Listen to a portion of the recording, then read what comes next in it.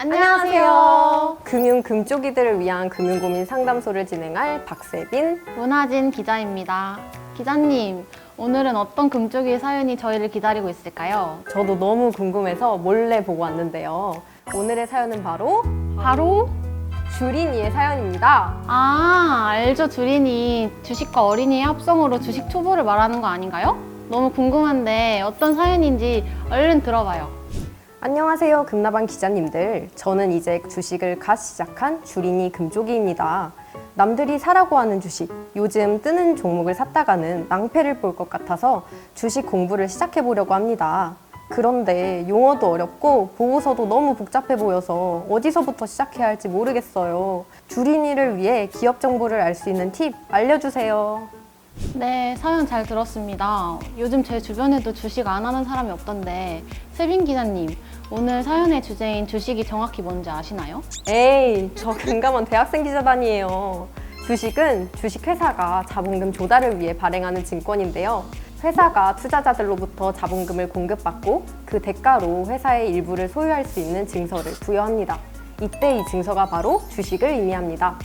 오, 역시 정확히 알고 계시네요. 제가 조금 더 붙이자면 주식 소유자는 주주로서 그 회사에 대한 권리와 책임을 가지게 되잖아요.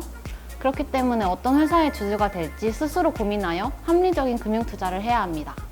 우리 하진 기자님이 강조해주신 합리적 투자를 위해서 우리가 기업 정보를 확인할 수 있어야 하는데 모르시는 분들이 생각보다 많더라고요. 네, 맞아요. 알아도 확인 안 하시는 분들도 많아요. 우리나라는 공시제도를 통해서 회사의 사업 내용, 재무 상황을 포함해 다양한 기업 정보를 공개하도록 하고 있습니다. 투자자에게 합리적인 투자 판단 자료를 제공하고 시장에서 공정한 가격 형성이 이루어지게 해주는데 꼭 확인하실 거죠? 그럼 이러한 공시 서류는 어디에서 확인하는 거예요? 공시 서류들은 전자공시 시스템 다트 사이트에서 누구나 조회할 수 있는데요. 다트에서 볼 수 있는 공시 자료에는 정기공시, 주요사항 보고, 발행공시, 감사보고서 등이 있습니다. 오늘은 이렇게 다양한 공시 서류 중에서도 사업보고서에 나와 있는 재무제표에 대한 설명을 해드리려고 합니다. 오, 재무제표 여러분들도 많이들 들어보셨을 텐데요. 재무제표는 쉽게 말해 한 기업이 얼마만큼의 재산을 가지고 있는지, 또 매년 얼마만큼의 돈을 벌고 있는지 등 기업의 각종 재무 정보를 담은 것을 말해요. 재무제표는 크게 재무상태표, 손익계산서, 현금흐름표로 구성되어 있습니다. 하나씩 설명드리면 재무상태표는 특정 시점에 기업의 재무상태를 기록한 장표로 이러한 T 계정표를 어디선가 다들 한 번씩은 보셨을 텐데요. 재무상태표의 구성을 보면 기업이 보유하는 자산, 부채, 자본으로 되어 있고요. 사변에는 자산, 대변에는 부채와 자본을 기록하여 기업의 재무상태를 한눈에 볼 수 있어요. 다음으로 손익계산서는 기업의 경영성과를 나타내는 보고서입니다. 벌어들인 수익에 사용한 비용을 제외하여 실제로 얼마만큼의 이익을 냈는지를 알 수 있는데요. 총이익, 영업이익, 당기순이익으로 구분되어 기록되고 정기 매출액 혹은 순이익을 당기와 비교하여 얼마나 증가했는지 살펴보면 해당 회사의 성장성을 평가해 볼 수 있습니다. 마지막으로 현금흐름표는 기업이 현금을 어떻게 창출하고 사용하였는지 보여줍니다. 현금이 늘어났다고 해서 반드시 긍정적인 건 아니거든요. 네? 현금이 늘어나면 무조건 좋은 거 아니었나요? 기자님, 아니에요.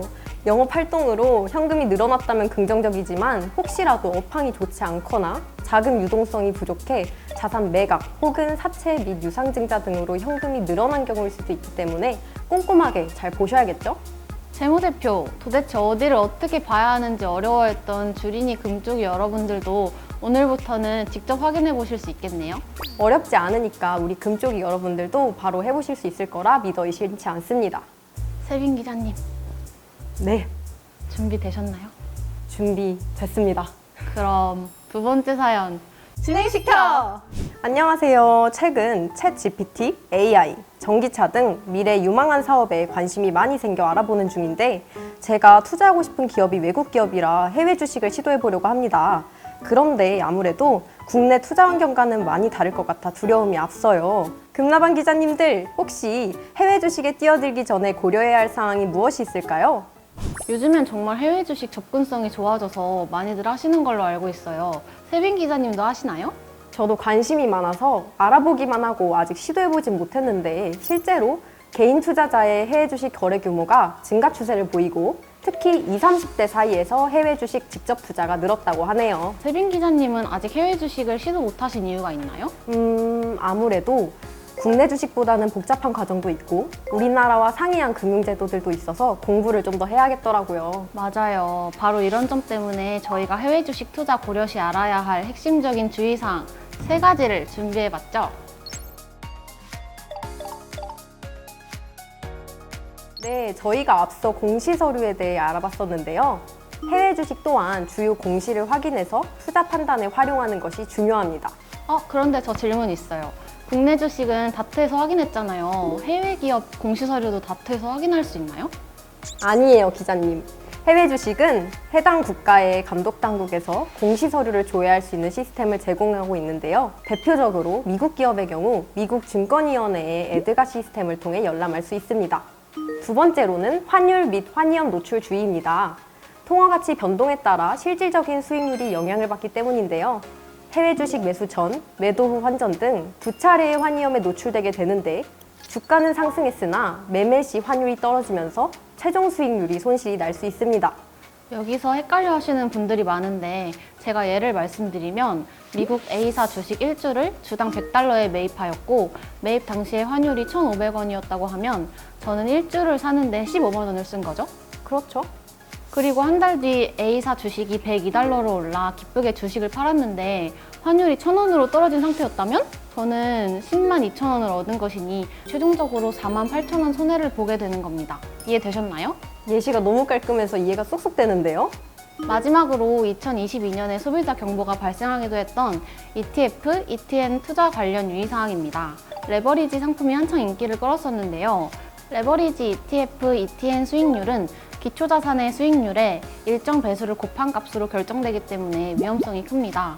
특히 해외 증권시장의 경우 가격 등락폭 제한이 없기 때문에 가격 변동성이 더욱 확대될 수 있어 주의, 또 주의하셔야 합니다. 맞아요. 기초자산의 가격이 변동성이 큰 경우 상품의 누적 수익률이 기초자산 수익률보다 낮아지는 복리 효과가 발생하게 되는데요. 복리 효과요? 복리 효과가 뭐예요? 제가 알려드릴게요. 예를 들어 기초자산의 가격이 100에서 20% 하락하여 80이 되었다고 해보면 2배의 레버리지 ETF의 가격은 100에서 60으로 40% 하락하겠죠? 그쵸? 기초자산이 25% 상승하여 다시 100으로 상승한다고 하더라도 해당 ETF 상품은 50% 상승해 90이 됩니다. 결론적으로 10%의 손실을 보게 되는 건데요. 배수가 높은 상품일수록 손실폭이 더 커지게 됩니다. 오, 예시와 함께 보니까 금방 이해가 되는데요?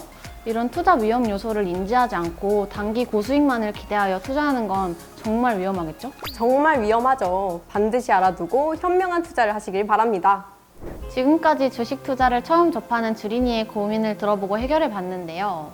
오늘 영상 보시면서 주식의 특징이나 투자 시 유의사항에 대해 알아두고 주식 투자를 시작하면 정말 좋을 것 같아요.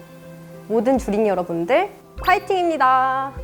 세빈 기자님, 오늘이 금나반의 금쪽 상담소 마지막 편이라는데 너무 아쉽네요.